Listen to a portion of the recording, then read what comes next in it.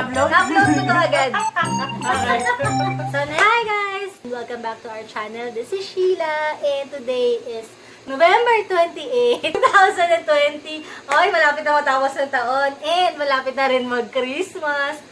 Kasama ko pala si Mami. Mag-haul ako ng mga pinamili namin kanina sa Landmark. Yan na si Mami from the Landmark. Not sponsored po. Pero bakene men. Ito na, sisimulan na natin yung mga pinamili namin kanina. Start Ano ba mga napamili natin? Isa talagang gusto kong bilhin. Ayun, yun daw. Dahil nga, ang mga gamit ko sa kusina, ay nung mula pa nung maliliit sila, time to change na ng mga gamit. Bumili ako ng fry pan. Pangitlog daw ni Daddy sa umaga. Madaling uminit. Mas mabilis na uminit kaysa sa ulo ko. Ito yung original na frying pan ni Daddy. Yan siya. Itlog lang literal. Itlog tsaka 2 pirasong maling. Magkano yung original price niya, Ma? 359.25. Next, yung malaki-laking kaldero. Kasi magana kumain yung mga anak ko. Ako daw na. Ganda.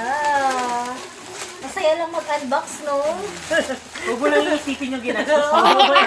Lalo na sa mga mahilig magluto, kailangan yung invest ng ganito. Matibay. Oh, kasi ganyan yung saingan ngayon ni Mami. In fairness, hindi talaga dumidikit yung sinaing. Oh, para sa mga naghahanap din ng ganyan, no? Lalo na ngayong Christmas, sulitin nyo na yung Mas sale. 1,379.70. Stock pot ang tawag. Ito yung unang-una naming nakuha kasi si Daddy naghahanap ng mga lagayan ng anik-anik niya.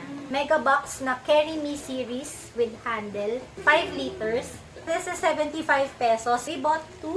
Good for storage. Neat pa siyang tignan. Kasi clear. Yung mga sumunod na items namin, magkakatema na. Kasi, nandun kami sa decor section. Sabi ko kay Mami, kapag tayo ka na ba ng Christmas tree? Sabi ko kasi December na. Hindi pa pala siya nagtatayo ng Christmas tree. Sabi ko sa kanya, ano ba yung pinaka gusto niyang kulay ng Christmas tree namin ngayon? Dati, red na tayo. Silver na rin. For a change, Maiba naman, bago pa yon, ang hawak na namin Christmas tree fillers, color red na. Nakita ko yung Christmas tree na ang decor niya ay puro gold. Nagustuhan ko naman.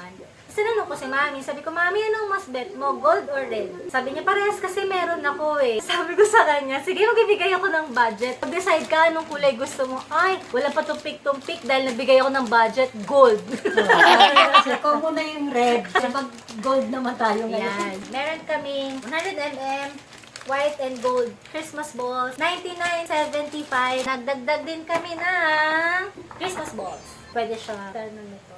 139.75. Next naman natin, golden palm. We bought 2. Tatlo siyang leaf sa isang pen. Pwede mo naman siyang paghiwa-hiwalay eh. 129.75. Next one, poinsettia naman. Parang ganyan siya kapag nabuksan. 129.75. Next item namin ni Mami, this one. Dahon-dahon na naka-color gold din siya. Malilit na dahon. So, for this one, 119.75. For our next item, pinaglaban ni Mami to. Eucalyptus flower. Parang eucalyptus din yung isa, pero mas maliit. So, this one is 169.75. Ito, hindi napansin agad ni Mami to.